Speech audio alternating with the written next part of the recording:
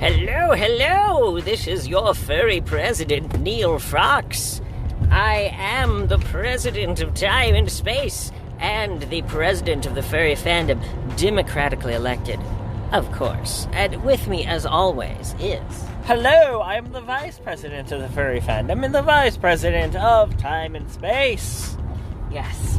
So, I am a huge fan of The Lord of the Rings. And I think it would be a fun podcast topic to tell you the story of the Hobbit films.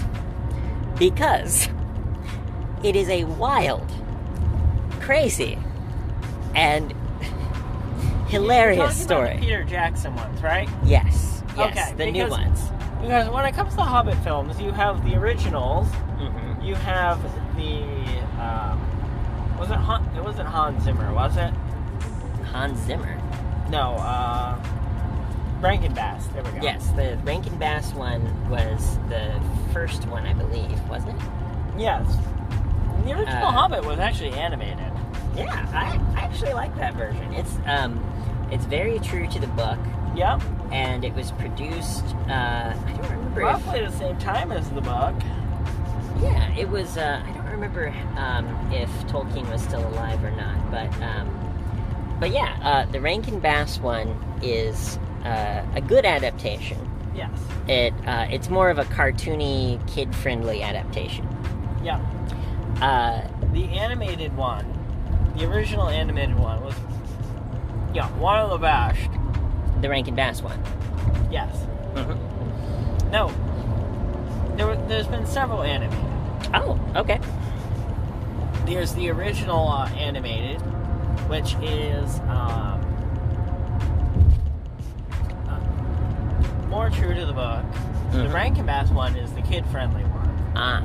So a lot of people get those two mixed up, but there's several versions of animated.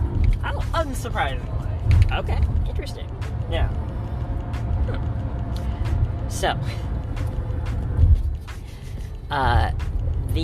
one of the most famous parts of the production is that the director Guillermo del Toro was originally going to direct. Seriously? The Hobbit. Yes, he was originally going to direct the follow-up. Because doesn't he usually do mafia movies or whatever? Mafia movies. He does kind of he kind of does a lot of different stuff. I don't know if he's done a mafia movie. He did Shape of Water. If for the furries out there who like fish guys, he filmed a whole sex scene with a fish man. Never heard of that movie. Ended up winning Best Picture. So there may be some furries in the Film Academy that we don't know about. Although, to be fair, if that was true, then Solo, A Star Wars Story, should have won Best Picture because of the scene with Chewbacca and Han Solo showering together. Oh, yeah. I mean... Okay. So, maybe there's some furries in the, we don't know about. Probably not. My guess is money changed hands. Yeah, probably. But... So Guillermo del Toro, beloved director, did Hellboy. That's probably the one he's most famous for. Okay.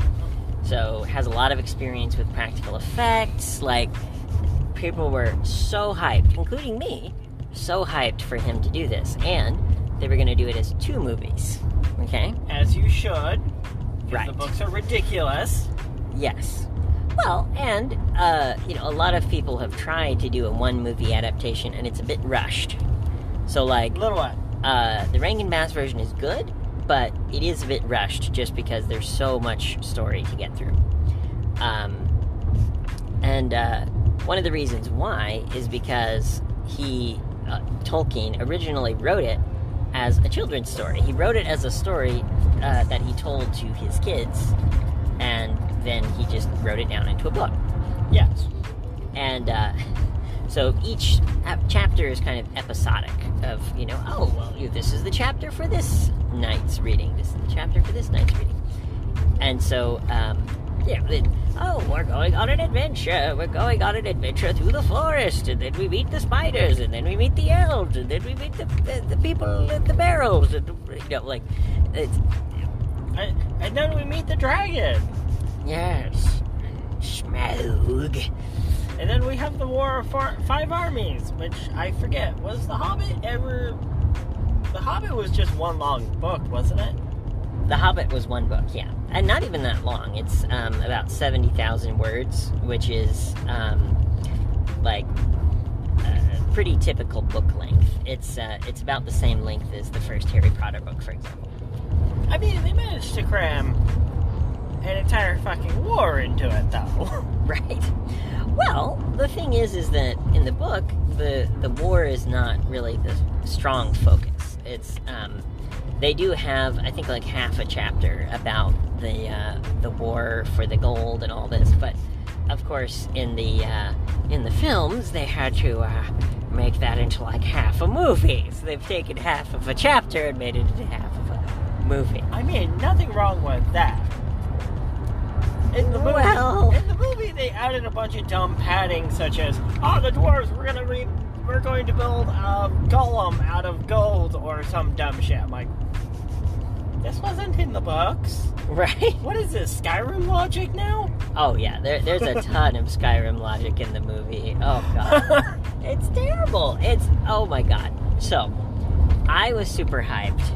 I was like, okay, 3 movies. That's kind of a lot, because they announced it, and I actually saw the original announcement when they announced it on, I think it was Facebook or whatever.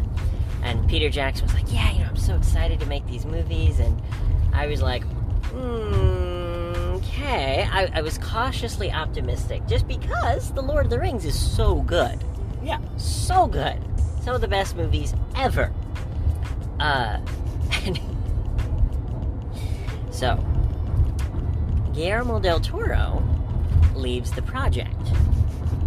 And there's a lot of speculation of why that is.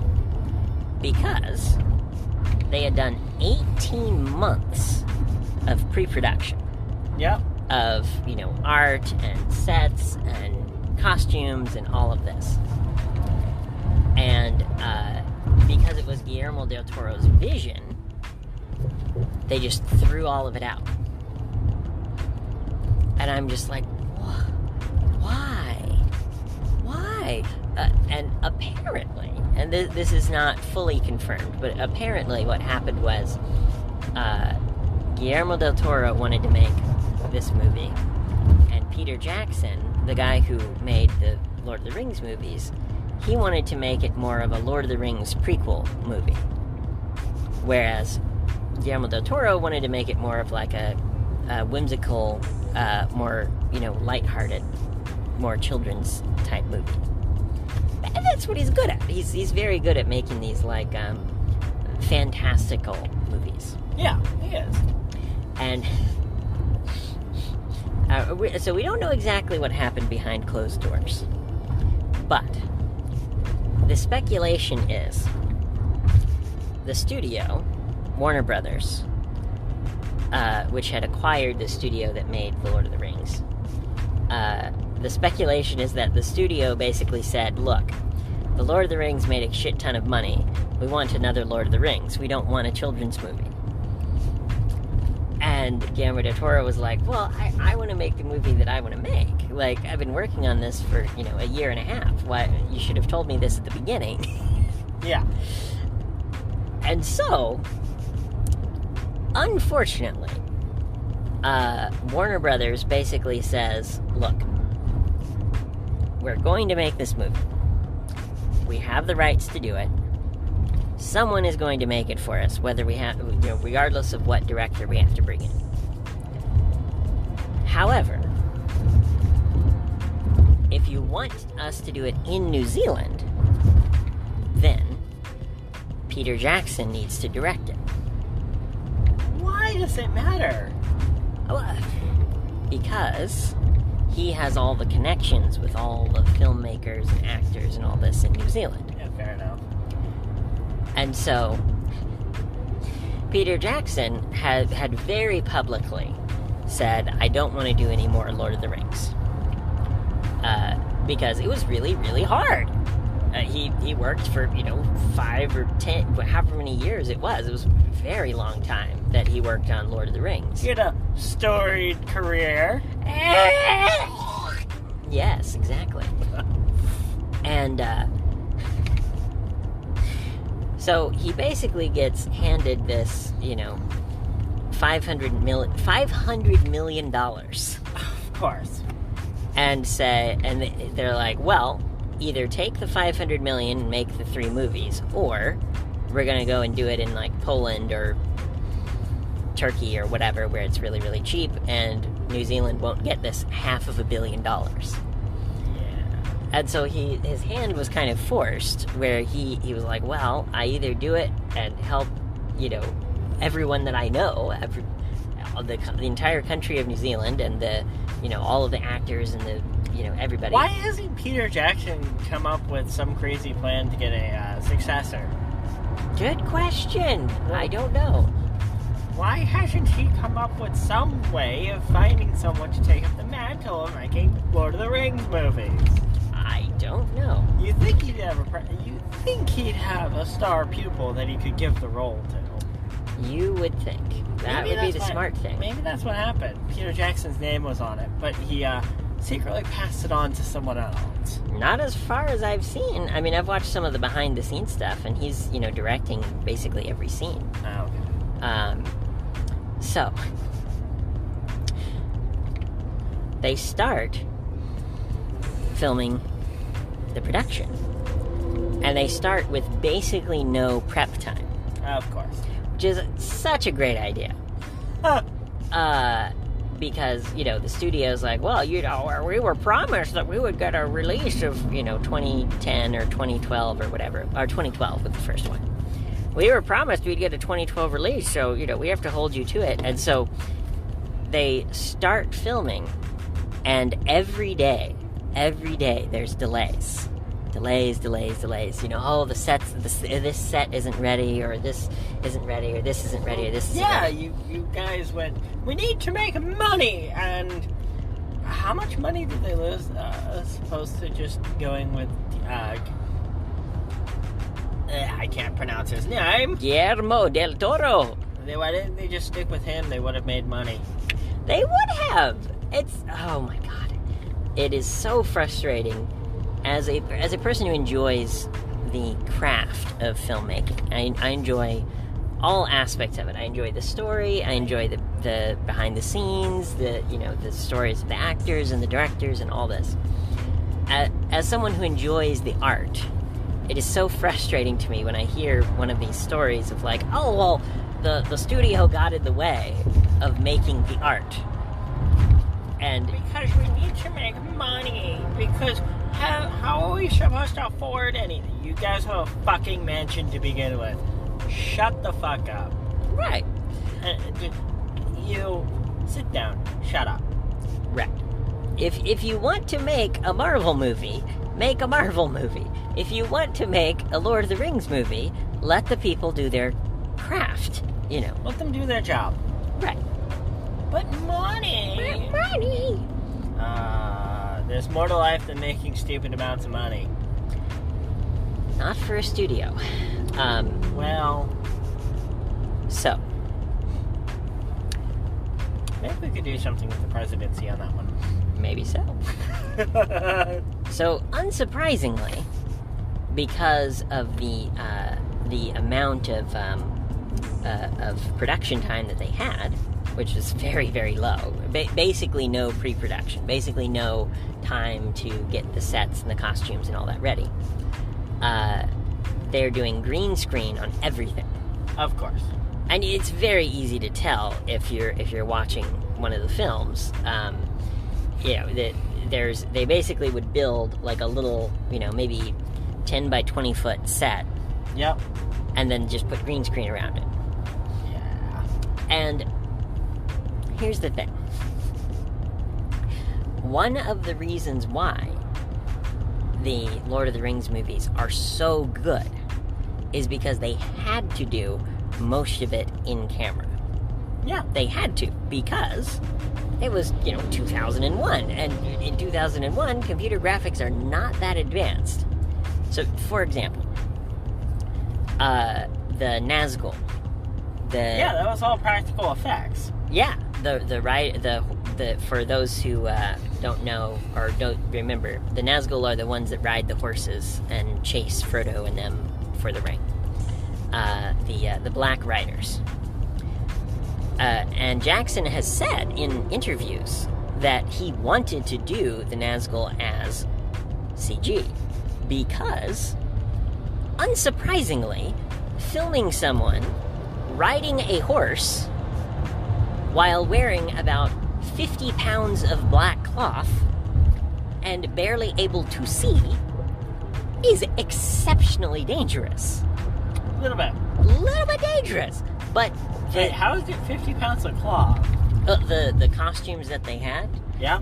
Maybe it wasn't 50 pounds, but it was very heavy. Because you have the hands. The hands were made of, like, armor. And so those are heavy. Oh, yeah. And then the hoods, you have, it's like a prosthesis to make them look taller. Yep. So there's a prosthesis inside the hood. And then you have the cloaks, which are not just one layer of fabric. They're like 5 layers of fabric. Fair enough. To make it, completely black. So anyway, it was, I don't know if there were any accidents on set with the horse riders. Oh, I hope probably not. But the point is that it was extremely dangerous, and so they didn't want to do it practically, but they had to, because if they did CG horses in 2001, it would have looked terrible. I mean, they did do CG horses in 2001 with the river crossing, the elves. Yeah, but like that was just the water, right? Yeah. Yeah. But like, you're not making it look like a realistic actual horse. Yeah, fair enough. Avatar hadn't come out yet. It wouldn't come out for another 8 years. So, still, the hype around Avatar is just like, guys, just use practical effects. But we have to do it all with CGI. Why? It doesn't even look that good. Right. So, another reason why it took so long to make a live-action Hobbit movie is because of the dwarves. So, I think here's a good place for a commercial break. Oh, yes. We will come back and talk about the dwarves in just a moment.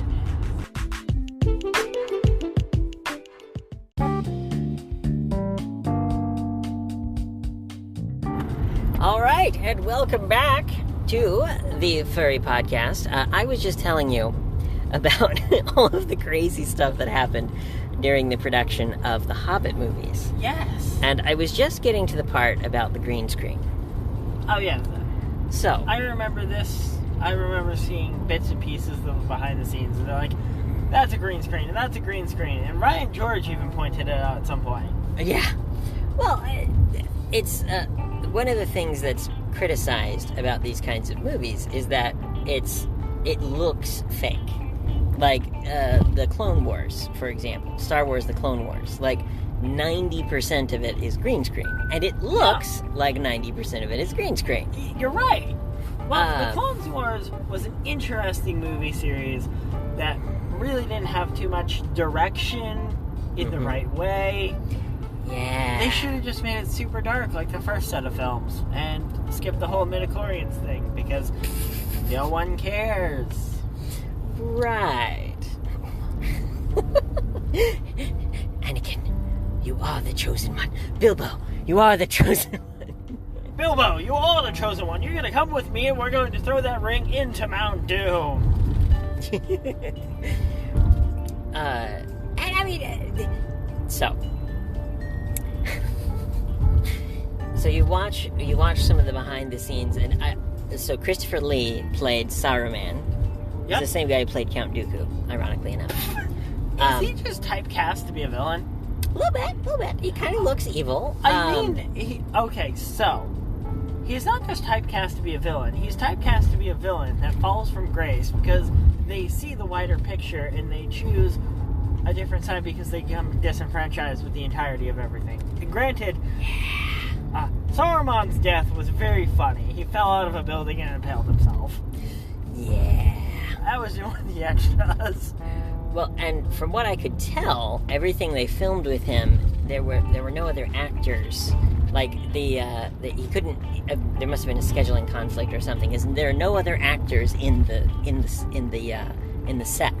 Yeah. So it's just him in front of a green screen. Oh my god. And he's like, the behind the scenes, it's tragic. It's kind of tragic because it's like all of these people were really passionate about it, and so he's like, yeah, I had this great line, leave Sauron to me, and he's describing how he got ready for the scene and all this.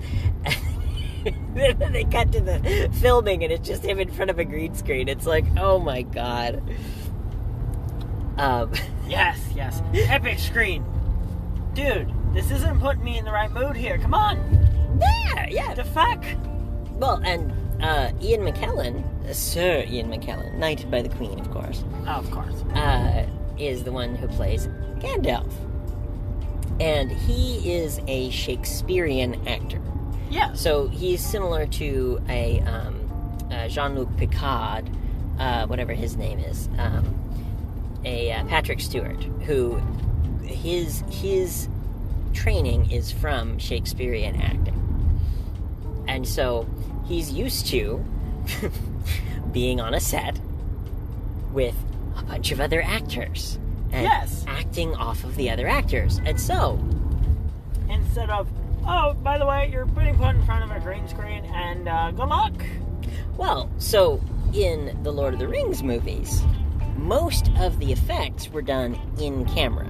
Yes. Not all of them, but most of the effects with the... So you're telling me that Legolas that they didn't have a giant 200-foot tall dinosaur of an elephant that Legolas could surf down. Got it. Oh yeah, that was all practical. Absolutely. They grew mutated elephants.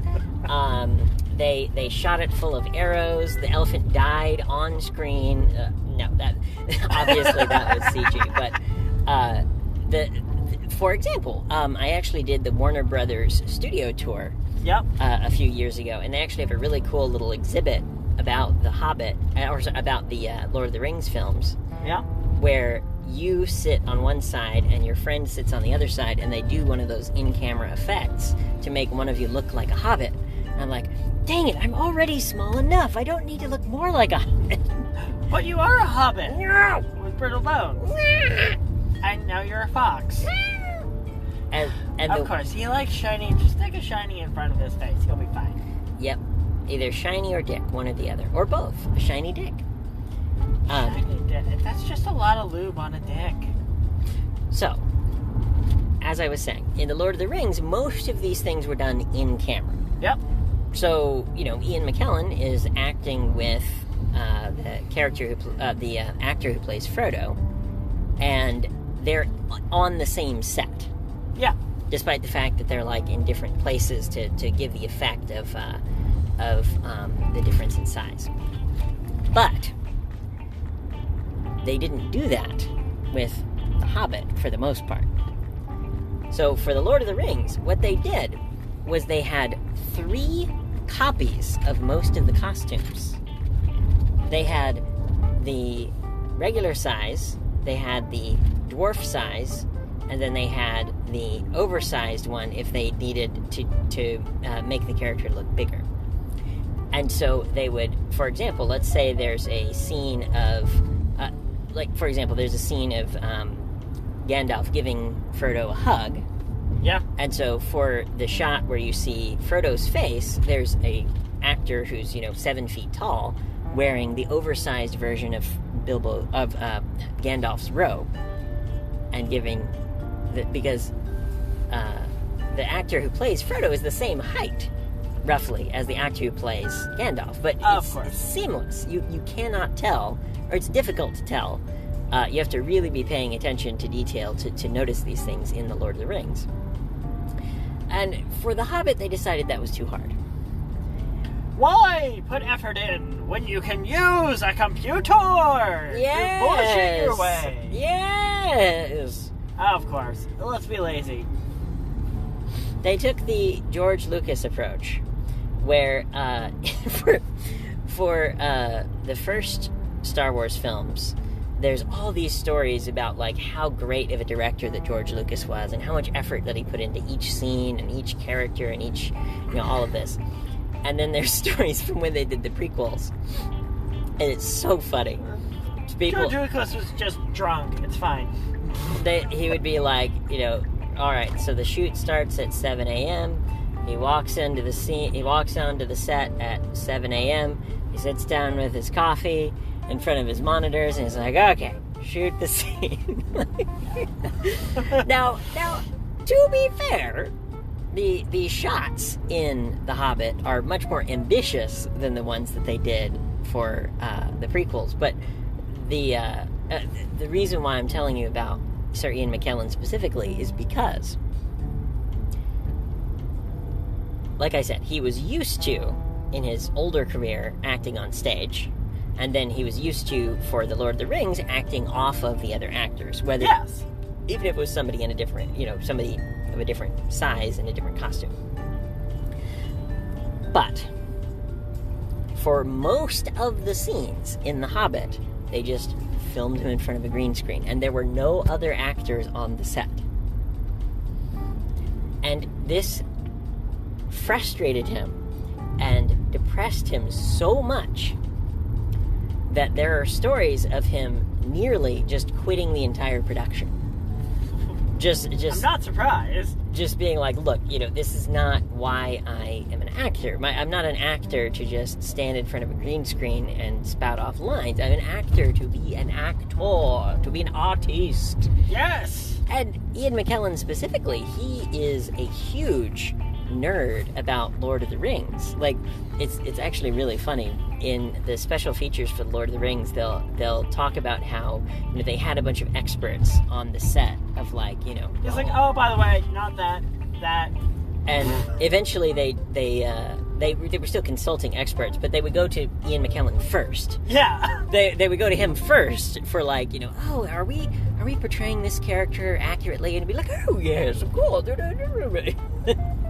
Exactly. And so another big thing that happened was right before they started shooting. So this is all happening around the same time. Of course it is. The Guillermo del Toro quits the production. They're getting ready to start filming with almost no pre-production. And then at the same time, all of the actors in New Zealand go on strike. Why? Because $500 million. And so they were, understandably, they're like, yeah, we want to be paid on the same type of pay scale as actors in the UK and America. A very reasonable request, in my opinion. But unfortunately, this strike did not result in the outcome that they wanted. So, a bunch of executives from Warner Brothers get flown out to New Zealand. Of course. They meet with the Prime Minister of New Zealand. And they rush a law through Parliament that does the opposite of what the actors wanted to end the strike. Instead of ending the strike by saying, oh, well, you have to pay a minimum wage of whatever, something like that, which they could have easily done. Yep. They passed what came to be known as the Hobbit Law, which said that every actor in New Zealand is an independent contractor and cannot be part of a union. And Warner Brothers did that? Oh, yeah. With the express with the express help of the Prime Minister. Yes. Hey guys, this is called corruption. Yeah. And when you and I eventually become president, vice president, we're gonna have a lot of fun dismantling these monopolies. Yeah. They're going to hate us. That's fine. I'm fine with that. You know what? Try. Exactly. I don't care. Go right ahead. I'm sorry, you fucked with New Zealand? How many other countries have you fucked with their Warner Brothers? Oh, I feel like Warner Brothers needs to be, dismantled. put in their place. Well, none of these companies, Warner Brothers, Disney, Procter & Gamble, whatever, none of them should be as big as they are. They gobble up all these little teeny tiny companies and just remove all the competition for themselves. Yes, let's dismantle them. Yes. Okay, explain to me how you're not a monopoly. Yeah. I have this paperwork in front of me. You're going to explain it on live TV, and I'm going to sign it. Exactly. It's going to be so effective. Explain it. Don't explain it to me. Explain it to them. Explain it to the 5 million people watching from home on C-SPAN. And if you can't explain it to my satisfaction, I'm going to sign this executive order that eminent domains 51% of your company. Yes. Oh, don't worry. I had already decided to sign it before you walked in, so... It's like, oh yeah, by the way, that was a trick question. Yeah, trick question. I already signed it yesterday. Actually, I'm signing it live. Oh, yes, of course. I'm signing it live with my a gun out to presidential pen. He is pulling a weapon out to harm the FBI. FBI, take care of this. Oh, my God. It's like, how could you? Oh, Mike, you're attempting to assault a man in a wheelchair. Good job. It's such a good look for you. You're not leaving. I'm like, yes. So. Guantanamo Bay? Oh, Guantanamo. Hopefully dismantled by the time we get in office, but we're going to need it for all the people piss off. Jesus. People will try to kill us. That's fine. They can get in line. Well, Crowley's first in line. Yeah. So. Yes? They passed this law that says all actors are independent contractors. So, they're able to continue to make the movie. And Warner Brothers makes tens of millions of dollars more in profit than they would have otherwise. Did they reverse the law? Did New Zealand come to their fucking senses? As of now, no. The law is still in effect. And the screen actors haven't decided to just, I don't know, run for office? How many screen actors are there in New Zealand? I don't know. That's a good question. We should probably check that out. Hey, anyone in the audience, if you want to give us suggestions on how New Zealand could overthrow this, quite frankly, criminal law for themselves, post it in the comments. Yeah, a specifically union-busting law specifically passed for one production company. That is terrible and should be criminal. But unfortunately, if you can influence the legal system, then it is not criminal. Well, the screen actors need to band together and influence the election. Need to influence the election and get one of their own as prime minister. Oh, God. Well, to be fair, New Zealand does have a very progressive new prime minister. When I say progressive, I mean, like, young and not dumb progressive. She's only, like, 30. Like I said, the screen actors need to put on fucking ties and start knocking on the fucking door. Absolutely, they do. Just knock on the damn door. Yeah. Just put a suit on, put a tie on. Mm-hmm. get together, you and about 1,000 of your friends, Yep. and go knock on the fucking door. Absolutely. New Zealand, stand up for yourself. Absolutely. Americans, knock on the fucking president's door. Yeah. Don't storm it, knock on it. Yes, be invited in. This shit's gone too fucking far. Start knocking on doors. Absolutely. We're too damn divided. Go join your friends. Go talk to your friends. Go talk to people that you wouldn't normally talk to. And become friends with them. Well, yeah, and I personally have friends who are left, right, center, up, down, whatever. Like exactly. And so do you. Yes. Rapid is a much farther right than me. Yes. And probably farther right than you. I'm not sure. But he is. Holy shit. He's pretty right. He loves guns. He loves freedom. He loves America, and that's great. We talking Sean Hannity, right? Oh God, no, not that far. But but like I can. Okay, so he's not further right than I am. Got it. Oh, okay, got it. But like it is silly to be this divided about these things, because the interests of the people come first, are aligned regardless of where you fall on the political spectrum. Yeah. The interests of the people, of low inflation, affordable healthcare, affordable housing, like these are not good education. These are not left or right issues. These are American issues. Yes.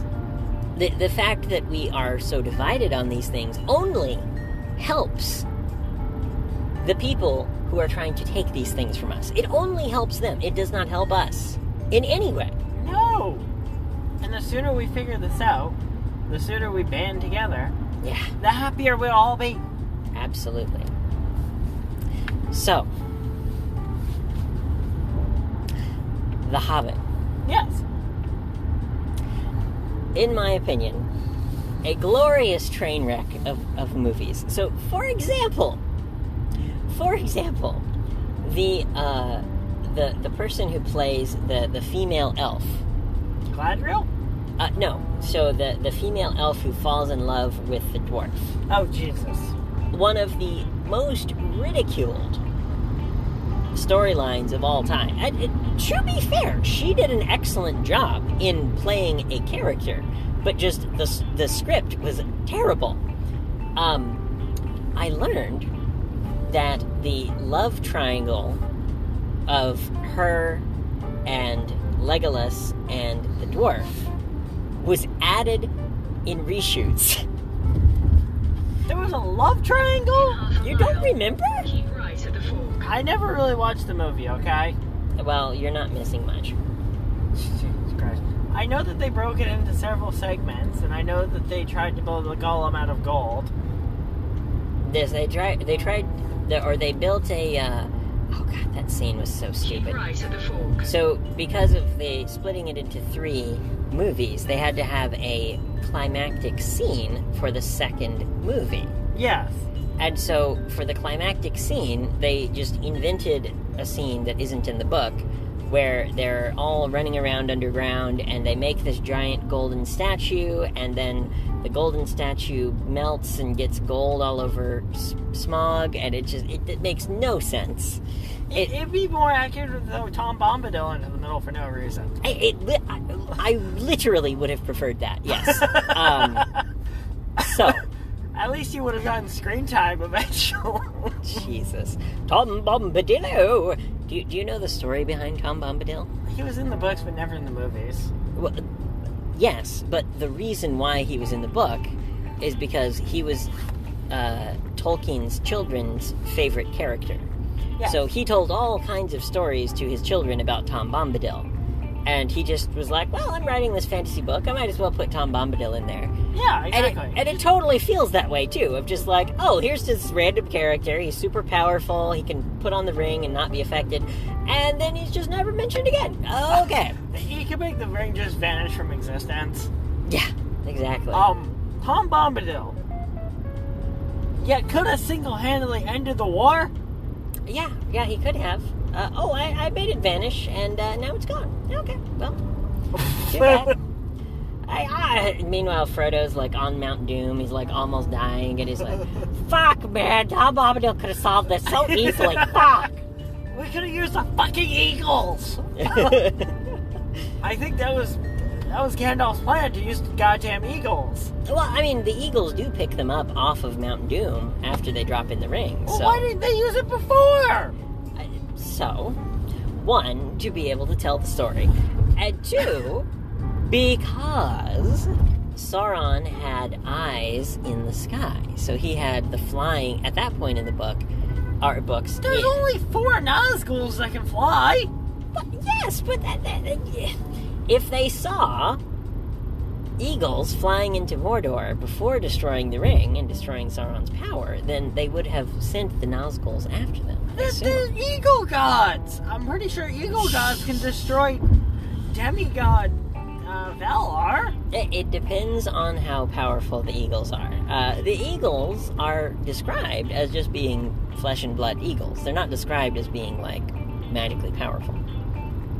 I mean, they hang out with Gandalf, so anyone that hangs out with Gandalf is magically powerful in my book. Fair enough. Yeah, just give the ring to the little moth that Gandalf talks to.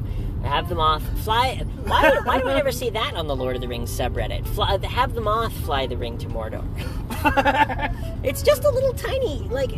Oh, that's the way you do it. You just have a little tiny animal hold it. The little tiny animal gets consumed by power. Yes. I have unlimited power now. Oh God, not Mothra! Oh no, Mothra. So, the next clusterfuck as part of the Hobbit movies. Yeah.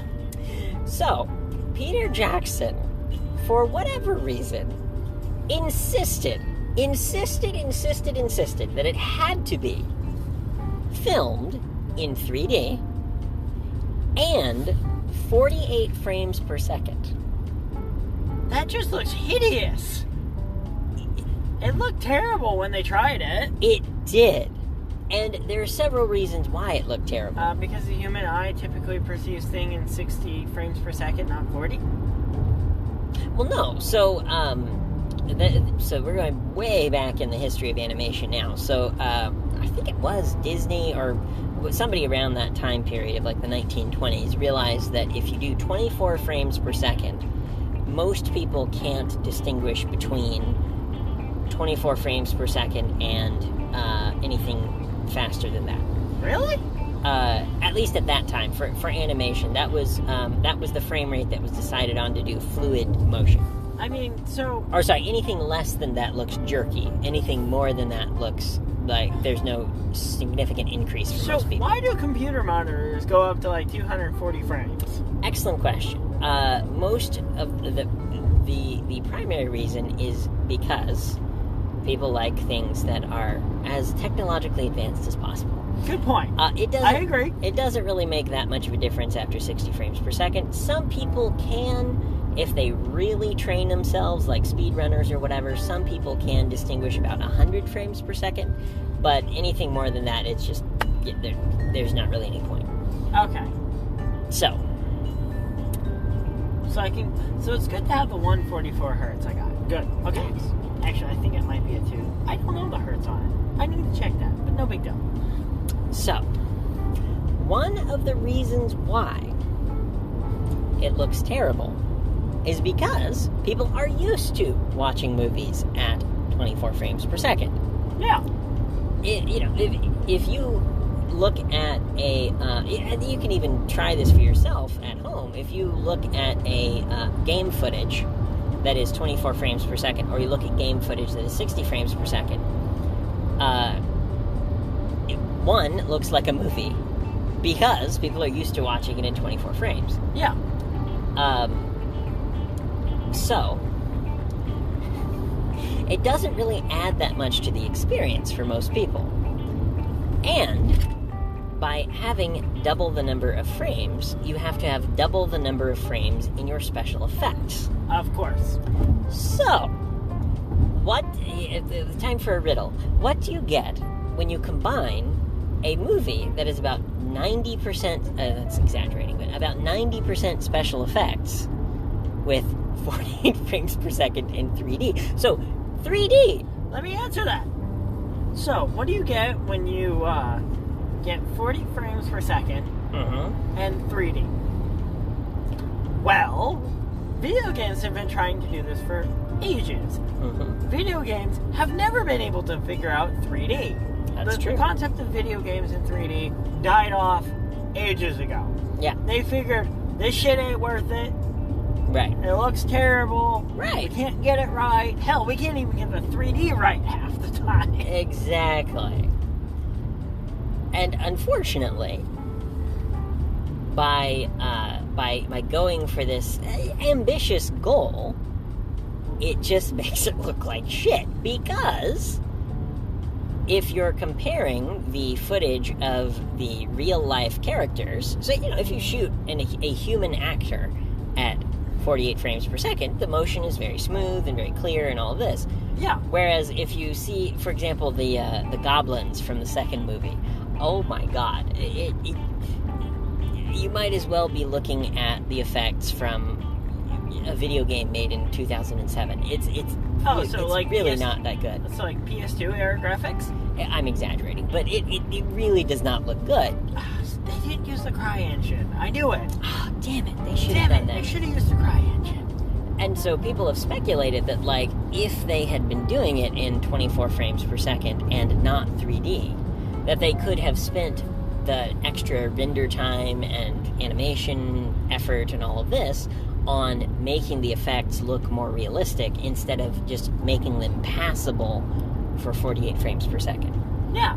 And ironically enough, if you watch the version on Blu-ray or DVD, it is at 24 frames per second. So it looks a lot better. So you can't even buy the 48 frames per second version anymore, which is so hilarious. So people you can't even buy a 3D TV anymore. Right. They don't exist. And so they put in all this effort, and now you can't even watch that version. It's like, oh my god. I mean, you could find it if you really tried hard enough, but sure, it's on Amazon somewhere, I'm sure. Well, no, they did not release the 48 frames per second version. Okay. They released it in 24. Oh, okay. Because everyone agreed it looked better. And you also have people would get headaches from it, and the market focus testing that they did. Yeah. So good on you, Peter Jackson, for trying something ambitious, but yeah. And what a shame too to have made The Return of the King, which won 9 Oscars or something crazy, and then to go on to make the Hobbit films, which Peter Jackson's career has not been very good after the Hobbit films, unfortunately. He would have been better off to just say no. Yeah, he literally would have been better off to I'm just say no. sticking to my guns, I don't care. No, and it's a real shame. It's the legacy of these films is the insane scripts, the bloated storytelling that for one, why, when you could just make a 2-hour-long movie, why would you make a 3-hour-long movie? So these are now 9 hours made out of a book that is shorter than the first, or around the same length, I should say, as the first Harry Potter book. So, imagine trying to take the first Harry Potter movie and make it a 9-hour experience. Yeah. You're gonna have some problems. Now, to give a small amount of credit where credit is due. Yep. I do like that they were able to basically put in every single scene from the book. They didn't really skip very much at all. Understandably. Yes, understandably. Me personally, watching the first film, I was like, okay, well, it was pretty slow, and I didn't really like the stuff that they added, but I did like that they were able to do all of the songs and all of the different monologues from it, and all of it, all of these scenes that are iconic and classic of These are things Bilbo Baggins doesn't like. Yes! Oh, I love that song. Break the plates, throw the corks down the thing. And my personal favorite part of the entire series of movies is the song of the dwarves. In dungeons deep and caverns old. It's so good. So the break of day to find our long forgotten gold. yes, it is so good. And the Smaug performance by Benedict Cumberbatch, everyone has praised that. That was Benedict, of course it was. Well, and what's really funny to me, and I've not heard very many people talk about this, but Benedict Cumberbatch played Sherlock. Yep. And Martin Freeman played Watson and Bilbo. So in the scene between Smaug and Bilbo, you have the same actors as playing Sherlock and Watson. That's awesome. It's like, dude, what are you doing? Well, I'm here to steal the Arkenstone. It's over there on the left. I knew that you were going to come here because I saw the hairs on your feet and I knew you were coming here, eventually. Yes. Now, what do you want? Oh, I want the Arkenstone. Or one of the most famous lines that's repeated a couple of times in the Sherlock Holmes show is, "I'm a high functioning. I'm not a psychopath. I'm a high functioning sociopath." Oh, of course. That would be great to have Smaug say, "I'm not a psychopath. I'm a high functioning sociopath." Agreed. But yes, we must steal the Arkenstone back. Yes. We may have dug into a Balrog as well. Did the Balrog move into the Dwarven mines, or did the Dwarven mines, was the Balrog always there, or did he just move in? I can't remember. Excellent question. So, it's left a little bit vague in the book for dramatic purposes, but our best guess, based on the legendarium, as Tolkien liked to put it, is that what are they called? Eldar or something? I don't remember. These beings that were magical. So, Gandalf, Saruman, the Balrog, Sauron. It's not the Eldar, it's the Iluvatar, I think? The Iluvatar, and again, someone's going to crucify us in the comments for not understanding every single aspect of. I still have to read the Silmarillion. Boo, boo. I'm sorry. I haven't read the Silmarillion yet. I don't have an encyclopedic knowledge of the Lord of the Rings either, but I can tell you what the Eldar did. They murder-fucked the god into existence. Thank you, Warhammer. Yes. And so my understanding of what happened with Balrog was the dwarves of Khazad-dûm dug too deep for Mithril and woke up the Balrog. So the Balrog came during the Second Age, basically set up its home way under the mountain. They delved too deep. Can the Balrog teleport? Not as far as we know. So how the hell did he get into the mountain? The Force, whatever.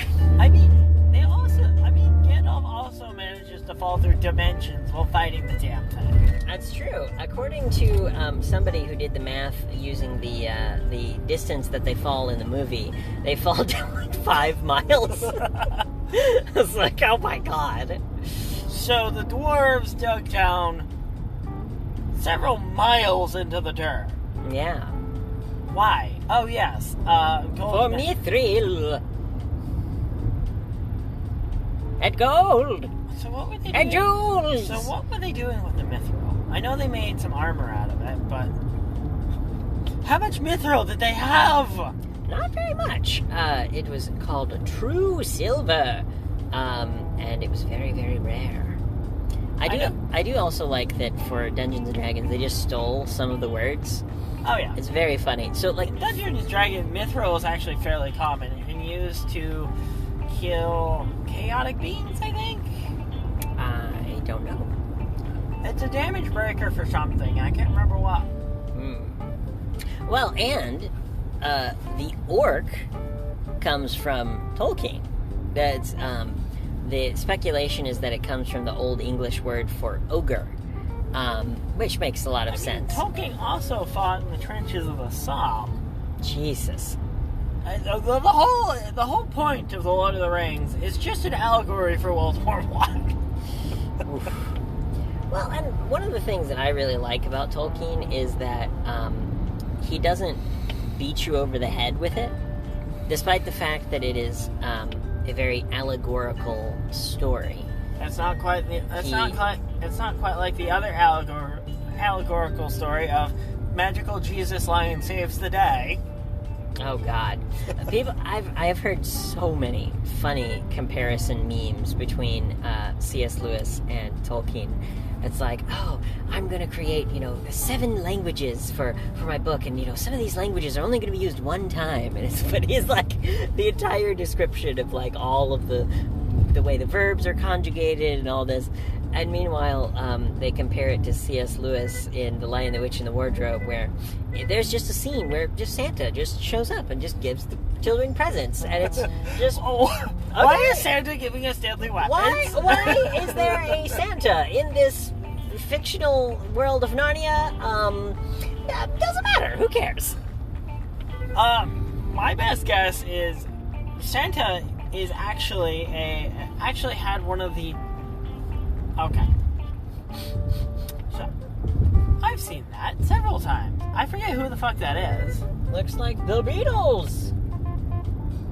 Yeah, good point. Where the fuck are we? I don't know. I don't know either. DuQuoin State Fairgrounds, it says. I don't know where DuQuoin is. I don't know either. So, audience, if you ever figure out where the fuck we are, leave it in the comments, because we can't be bothered looking at a map anymore. Oh my God. We've driven up and down this fucking country, 4 times now? Yes. We've logged something like... Audience, at current time of writing, we've logged something like $18,000 worth of travel. 18,000? Oh yeah, between the 2 phones. Between the 2 phones. Thank you, IRS. We greatly appreciate. Well, we got to talk to the tax person. Well, we got to talk to the tax person. We'll figure it out. Do. But yeah, it's kind of absurd. Yeah, even half that. Fuck it. $9,000 in tax deductions just from driving. Yay! $9,000 worth of just driving, plus the 40, 50, 60,000-ish that we've got through taxable donations this year, plus putting together our own 501c3. Yeah,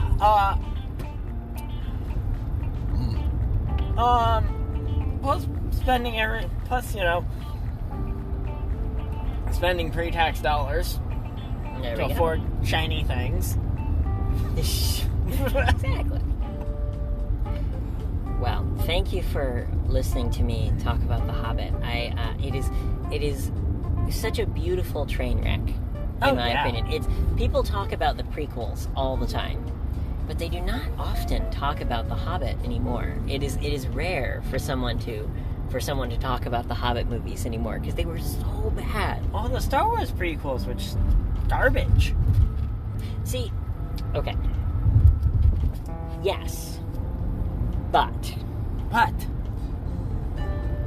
they had a cohesive vision. Yes. So people have compared. There's a meme with Thanos where he goes, "Perhaps I judged you too harshly," and people compare the prequels and then these sequel movies that Disney made, and there was no cohesive vision. It was just, we're just gonna give $300 million to some guy who's directed a couple of movies, and he's gonna write, he's gonna direct, and he's gonna decide the direction for the rest of the trilogy. And it's like,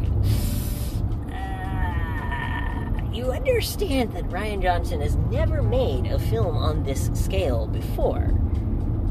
Whatever, 300 million, easy. Wait, which movie? And that would have been Episode 8, The Return of the Return of the Jedi? Oh, no, The Last Jedi. Oh, yeah. It's like, oh, by the way, 300 million, and... Yeah, no.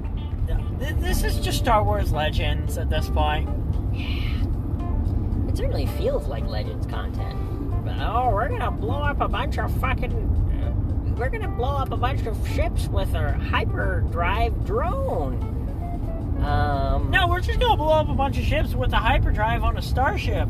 It's never been done before because, Oh, and then in the next movie, they retcon it by being like, oh, why don't we use that maneuver that we did in the last battle? And they go, oh, that was a 1 in a million chance. You could never do that again. It's like, oh my god. We accidentally blew up a flagship. Good job. 1 in a million. Never tell me the odds. Okay, Master Luke.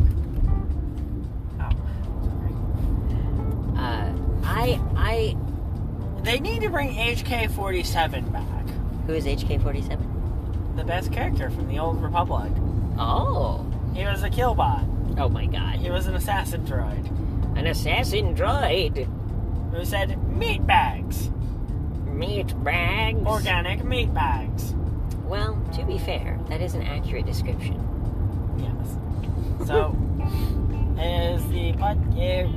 are we gonna wrap it up? Yes! Thank you so much for listening, everyone. We greatly appreciate it. If you're listening on YouTube, make sure to give it a like. Make sure to give it a comment. Subscribe! Ring that notification bell like you've never rung it before. Yes! And we hope you will join us for the next episode. Our next episode will be interesting and fun. Yes, it will! We're doing a very quick bonus segment for the end of the podcast. Yes, the glorious bonus. So you asked me an interesting question, which is Bilbo gay? Yes, is he gay? Well, here's my answer to that question. It's the same that I say about Jesus. If you walk around with 12 disciples for long enough, and with no women around, keep in mind how many people were on the journey.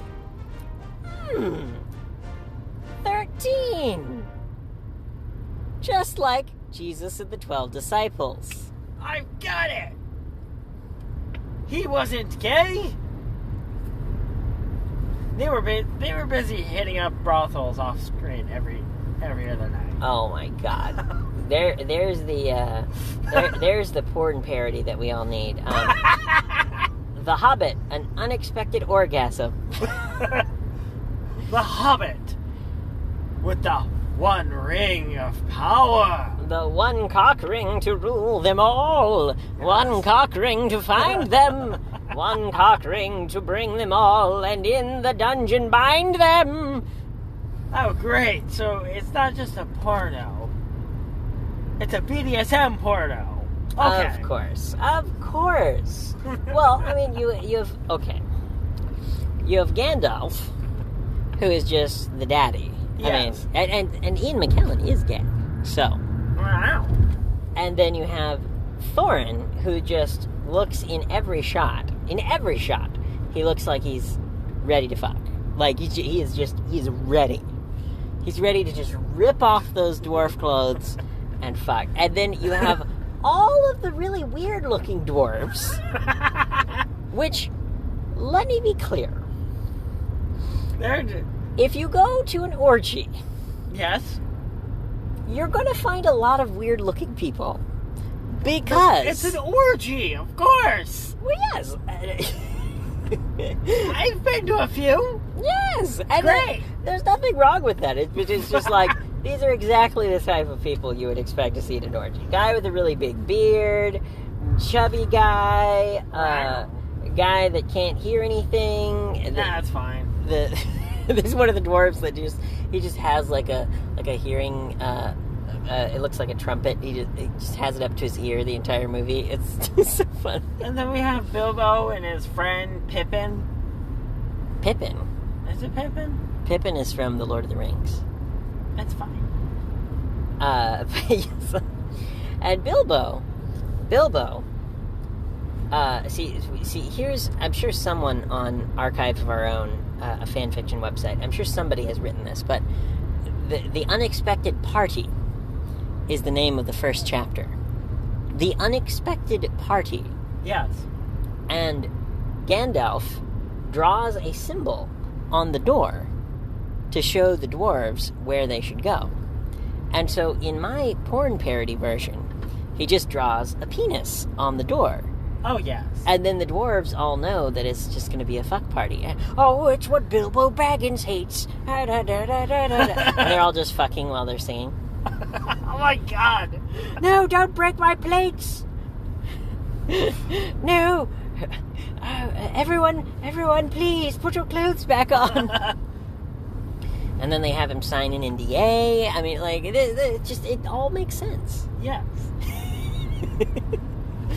Well, I couldn't resist answering your question on the podcast. Audience, if you haven't figured it out, I'm gay, my partner's gay, and if you don't like it, quite frankly, go cry to your fucking therapist, because I don't give a shit about what all you libtards, all you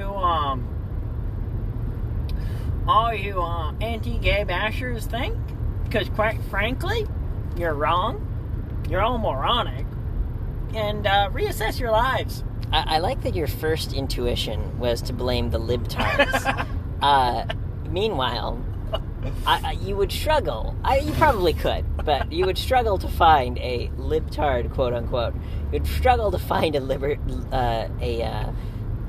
liberal person who was anti-gay. I mean, the liberals have their own fucking problem. Absolutely, no question. They're so disorganized at this point that if they lose the House, the Senate, presidency, things are going to get real bad in this country real quick, and it's all because we don't know how to unify our fucking selves.